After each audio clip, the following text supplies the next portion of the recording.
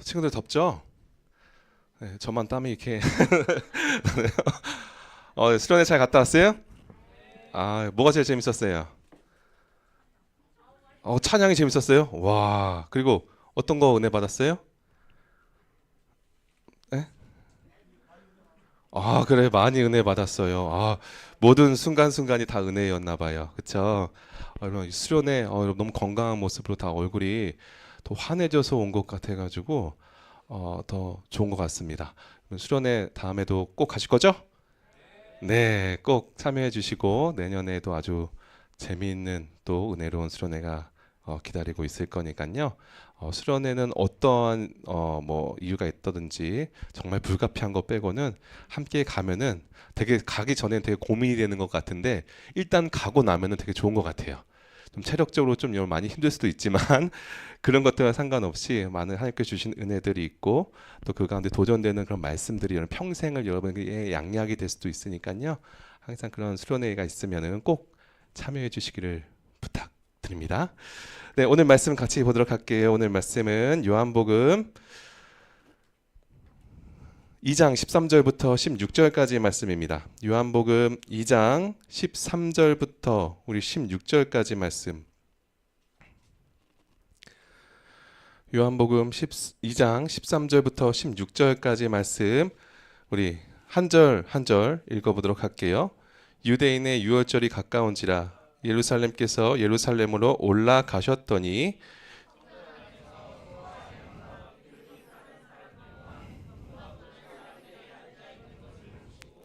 노끈으로 채찍을 만드사 양이나 소를 다 성전에서 내쫓으시고 돈 바꾸는 사람들의 돈을 쏟으시며 상을 엎으시고 비둘기 파는 사람들에게 이르시되 이것을 여기서 가져가라. 내 아버지의 집으로 장사한 집을 만들지 말라 하시니 아멘. 오늘 말씀의 제목은 교회의 목적은 무엇일까라는 제목으로 함께 우리가 말씀을 나누기를 원합니다. 오늘 그 말씀의 제목은 교회의 목적이지만 우리가 어떠한 목적으로 우리가 교회에 나오고 교회란 대체 무엇을 하는 곳인지에 대해서 다시 한번 심도 있게 여러분께 생각해 보는 그런 시간이 되기를 바래요. 여러분 주위를 한번 둘러보세요. 주위를 둘러보면은 어디 쓸데없는 것 하나 있을까요? 쓸데없는 거. 이 마이크의 용도는 뭘까요? 그쵸? 목소리를 널리 퍼뜨리고 더 여러분이 듣기 쉽게 목소리를 들을 수 있도록 해주는 것이죠. 그런데 이 마이크가 여기에 있지 않고 만약에 화장실에 가 있다면 어떻게 될까요? 뭐 큰일 보면서 이렇게 뭐 부를 수가 있나요? 아니겠죠. 그쵸? 아무 쓸데가 없을 거예요. 그쵸? 프로젝터의 용도는 뭘까요? 그쵸? 이 화면을 여러분들에게 보여주는 것이죠. 그런데 만약 이 프로젝터에 전기가 들어오지 않는다면 이 프로젝터의 목적을 온전히 다할 수가 있는 것일까요? 그럴 수가 없는 것이죠. 여러분 보시면은 어느 하나 각자 맡은 위치에서 지금 다 제 역할을 하고 있다는 겁니다. 세상의 모든 것에는 거기에 맞는 목적이 있지만 있어야 할 때 있지 않거나 그 목적이 다한 것이라면 아무 쓸데가 없는 쓰레기와 같은 것이 된다는 거예요. 여러분 그 축구 좋아하시죠? 축구하는 것도 뭐 좋아하는 사람들도 있고 보는 것도 좋아할 텐데 우리가 축구공으로 축구를 해야 되는데 만약에 그 탁구공으로 축구를 한다면 어떻게 될까요? 네, 이건 진짜 하기 싫어질 거예요. 그렇죠? 잘못 밟으면 그냥 공이 으스러지기 때문에 하기 싫을 겁니다. 다른 예로 내가 좀 몸이 찌뿌둥하고 또 몸에 때가 많은 것 같아서 오랜만에 목욕탕에 가서 깨끗하게 때를 밀려고 좀 하는데 때타올이 아니라 수세미로 민다면 어떻게 될까요? 상상도 하기 싫은 그런 처참한 결과가 나올 거예요. 아무리 우리가 값비싸고 귀한 물건이라고 할지라도 마땅히 있어야 할 곳이 아닌 엉뚱한 곳에 가 있을 때 그리고 그 제 구실을 하지 못할 때 그것은 그 존재의 목적을 잃어버린 겁니다. 무엇이든지 있어야 할 자리에 있고 제 기능을 충실히 행하고 있을 때 그 모습은 정말 아름다운 모습이고 그 무엇보다 가장 가치 있는 그런 모습이라는 거예요. 그렇습니다. 세상 모든 것에는 각자 고유의 목적이 있다는 겁니다. 그렇다면 여러분의 삶의 목적은 무엇입니까? 의사나 변호사 되는 건가요? 아니면 뭐 디자이너, 뭐 연구원, 회사원, 운동선수, 음악하는 거, 뭐 여러 가지 목적으로 삼을 수도 있겠죠. 이러한 것들은 여러분의 목표로 삼아도 괜찮습니다. 그러나 그것이 삶의 목적이 되어서는 안 된다는 거예요. 여러분, 삶의 목적과 그런 목표의 차이점을 알고 계십니까? 삶의 목적과 목표가 같이 가는 것이 가장 이상적인 삶입니다. 그런데 쉽게 말해서 삶의 목적은 내가 마지막에 도달해야 할 곳을 바라보고 나아가는 거예요. 그런데 이 목표는 그 목적지를 가면서 여러 가지 이루어야 하는 일들을 말하는 것입니다. 더 쉽게 예를 들자면 내가 나중에 꼭 해외에서 사는 것이 목적이야 라고 한다면 그 목적을 이루기 위해서 뭘 해야겠어요? 언어 공부도 해야 되고 또 필요한 돈도 모아야 되고 필요한 것들도 미리 사둬야 되고 뭐 이것 하나하나가 다 목표라고 할 수가 있습니다. 그런데 지금 이 세상에서는 많은 사람들이 삶의 목적으로 둔 것이 무엇일까요? 돈, 즐거움, 외모, 뭐 인생 대박, 건물주, 내가 되고 싶은 꿈 등 굉장히 많이 있을 거예요. 하나같이 내가 갖고 싶은 것이나 나에게 뭔가 결핍을 채워줄 것을 찾는다는 것이죠. 그것만 이루면 난 행복할 것 같으니까, 그것만 될 수 있으면 난 편하게 살 수 있을 것 같으니까 이 악물고 그 목적을 위해서 애쓰고 있는 것입니다. 여러분, 그런데 진짜 이러한 목적을 이루면 행복해질 수 있을까요? 정말 만족할 수가 있을까요? 무슨 의사가 되는 것이 목적이라든지 돈을 많이 버는 것이 되게 목적이 되거나 건물주가 되는 것이 목적이 돼버린다면 그 목적을 위해서 평생을 바쳐야 할 수도 있습니다. 그리고 막상 이루었다고 해도 가슴이 뻥 뚫린 것 같은 공허함과 함께 세상을 살아갈 의미를 잃어버리게 된다는 거예요. 그래서 우리가 생각했을 때 되게 얼굴도 이쁘고 돈도 많은 그런 재벌에 가질 것 다 가진 유명하고 부족함이 없는 사람들이 스스로 목숨을 끊는 그 가장 큰 이유가 더 이상 이룰 목적을 상실했기 때문에 살아갈 이유를 찾지 못해서입니다. 그래서 조금만 문제나 어려움이 왔을 때 이 상실감이 너무 커서 버티지 못하고 삶을 포기해버리고 마는 것이죠. 이들의 의지가 약하거나 열정이 없어서가 아니에요. 인생에서 가장 중요한 삶의 목적이 잘못되었다는 겁니다. 여러분, 우리는 확실하고 바른 목적을 가지고 살아야 된다는 거예요. 혹시라도 지금 나의 삶의 목적이 없다면, 아니면 그냥 대학 가는 것이나 대기업 취업하는 것이 뭐 그런 것이나 아니면 성공하는 것이 그 목적이 되어버린다면 앞으로 우리의 인생의 방향을 잃어버리게 될 것입니다. 그렇다면 하나님을 믿는 우리의 삶의 목적은 무엇이어야 하겠습니까? 우리의 삶의 목적은 날마다 하나님께로 나아가는 것입니다. 하나님께 우리의 소망을 두고 목적을 두며 살아갈 때 우리는 결코 방향을 잃지 않으며 기쁨과 감사함으로 살게 된다는 것입니다. 이 사실을 믿는 우리 친구들이 되시기를 바랍니다. 오늘 우리가 읽은 말씀에 보면 예수님이 화가 굉장히 많이 나셨어요.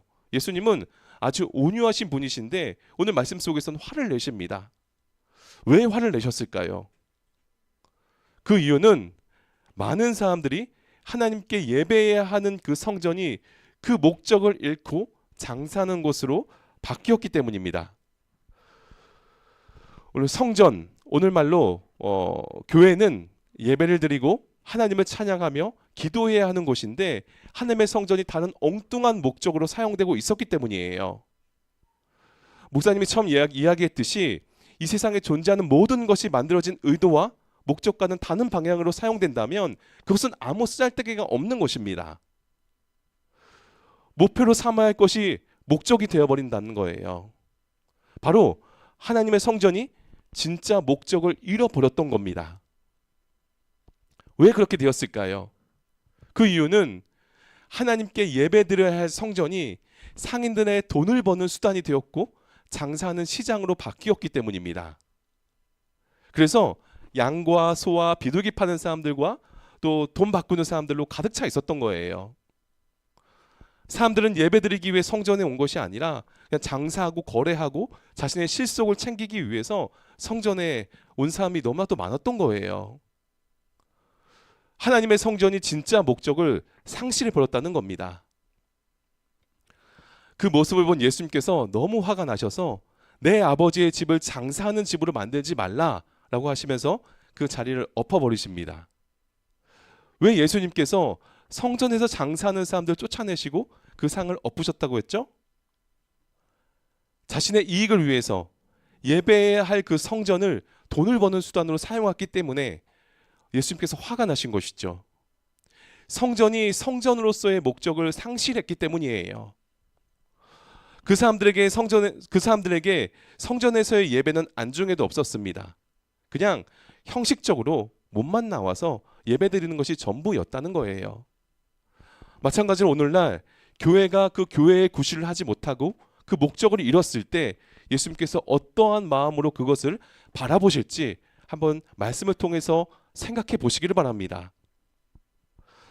그렇다면 오늘날 이 교회 건물은 어떠한 용도로 쓰이는 것인가요? 교회의 가장 큰 목적은 성전과도 같습니다. 하나님을 믿는 성도들이 이 자리에 나와서 하나님을 예배하기 위해 만들어진 것이 바로 이 성전, 이 교회, 이 예배당이라는 거예요. 교회는 옛날 성전의 모형이라고 생각하면 됩니다. 그렇기 때문에 교회에서는 하나님께 예배를 드리는 것이 최우선이라는 것이죠. 교회에서 친구들과 서로 이야기하고 놀든지 아니면 간식을 먹는다든지 악기를 쳐도 괜찮지만 그 모든 것이 예배를 드리는 것보다 그 어떠한 것도 먼저 되어서는 안 된다는 것입니다. 여러분, 교회는 하나님을 예배하는 것이고 우리들이 와서 함께 찬양과 기도를 드리는 곳입니다. 이러한 중요한 목적을 잃어버리고 억지로 교회에 몸만 나온다든지 아무 생각 없이 예배에 참석한다든지 뭔가 다른 목적을 가지고 나온다면 이러한 모습이 오늘 성경에서 말하고 있는 자신들의 이익과 목적을 위해서 성전을 이용하는 상인들의 모습과 다르지 않다는 거예요. 성전에서 자신의 이익과 만족을 위해서 또는 억지로 형식적인 예배를 드린다든지 내 만족을 위해서 교회에 나와서는 안 된다는 겁니다. 아까도 이야기했듯이 교회 안에서 친구들과 서로 이야기하고 게임도 하고 운동하는 것 좋습니다. 그러나 그것이 하나님보다 우선되어서는 안 된다는 거예요. 그리고 교회가 불쌍한 사람들을 도와주고 구제하는 것도 교회의 의무이긴 하지만 그것이 목적이 되어서는 안 된다는 겁니다. 그 어떤 것보다 예배보다 하나님보다 앞서서는 안 된다는 거예요.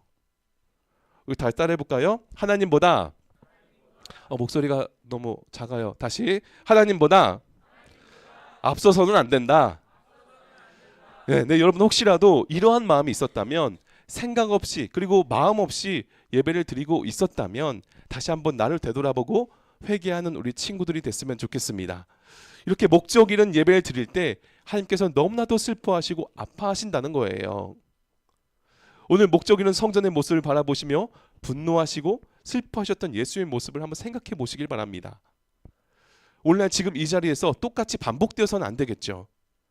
목적 잃은 교회는 더 이상 교회가 아니라 놀이터에 불과하고 장사터에 불과하다는 거예요. 어떤 어른들은 자신의 이익을 위해서 교회에 나오시는 분들이 계세요. 물건을 판다든지 자기 사업을 위해서 자신의 만족을 위해서 나오는 사람들이 있다는 겁니다. 그분들의 목적은 예배가 아니라 자기 자신에게만 관심이 있다는 거예요. 그래서 이 자신의 욕구가 채워지지 않았을 때 교회에 대해서 안 좋은 이야기만 하고 비판을 쏟아부으면서 교회를 결국 떠나간다는 겁니다. 인터넷에서도 교회에 대해서 처음부터 삐딱한 시선으로 이야기한 사람들 여러분 많이 봤을 거예요. 내가 교회 가봤는데 별 볼 일 없더라. 별로 재미도 없고 맨날 헌금만 내라고 하더라. 라고 이야기하는 사람들 대부분은 잘못된 목적으로 교회에 나왔기 때문에 잘못 이해할 수밖에 없다는 것입니다. 진정으로 교회의 목적을 바로 알고 그 진정한 예배를 드리고 하나님과의 관계가 바로 선 친구는 하나님의 살아계심을 느끼고 하나님의 사랑을 받는 귀한 친구들이라는 거예요. 친구들, 우리가 먼저 교회에 나오는 목적을 바로 알아야 우리의 삶의 목적을 바로 잡을 수가 있다는 것입니다. 그것이 되진 않고는 여러분이 아무리 삶의 목적을 바로 잡으려고 해도 잡히지가 않는다는 거예요. 내가 하나님께 진정으로 예배드리기 위해 이 자리에 나왔다면 내 삶의 목적과 방향성은 동일해질 수밖에 없다는 것이죠.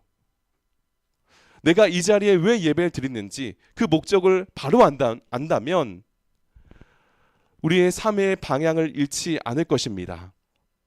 뚜렷한 목적 의식과 목표를 가지고 살아가게 된다는 겁니다. 왜요? 내 삶의 목적은 바로 하나님께 있기 때문이에요. 이 사실을 절대 잊지 마시기를 바랍니다. 자, 이 시간은 우리 특별히 우리 깜짝 퀴즈 시간입니다. 오늘 얼마나 말씀을 잘 들었는지 퀴즈를 맞춘 친구에게 제가 개인적으로 기프티콘, 스타벅스, 아주 아메리카노 말고, 네, 조심하세요 저기. 자를 제가 기프티콘으로 쏴드리겠습니다. 단가 5,000원 이상. 네. 자, 한번 여러분 오늘 얼마나 말씀 잘 들었는지 한번 중간 깜짝 퀴즈 한번 맞춰보세요. 자, 아무 힌트도 안 주겠습니다. 자, 무슨 말일까요? 아무것도 안 보인대요. 아유, 안타깝네요. 네, 제가 만든 거예요. 대단하지 않습니까?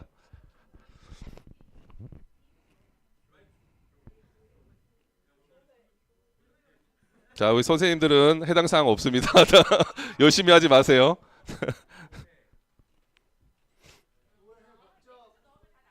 두 개 다 맞춰야 돼요. 문제 두 개입니다.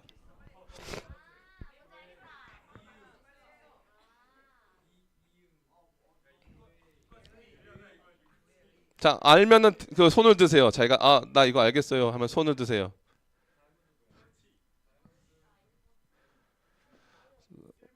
아니요, 두 개 다 맞춰야 돼요.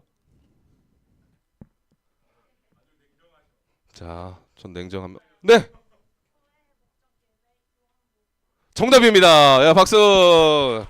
아우, 정확하게 맞췄어요. 네, 바로 교회의 목적은 예배 그리고 요한복음이라는 암호문 네 이었습니다. 굉장히 어려운 암호문인데 대단히 잘 푸셨어요. 네, 여러분 제가 나중에 보내드릴게요. 혹시 안 보내주면은 저를 찾아오세요. 알았죠? 여러분 우리가 바른 목적을 의식을 갖고 살아야 합니다.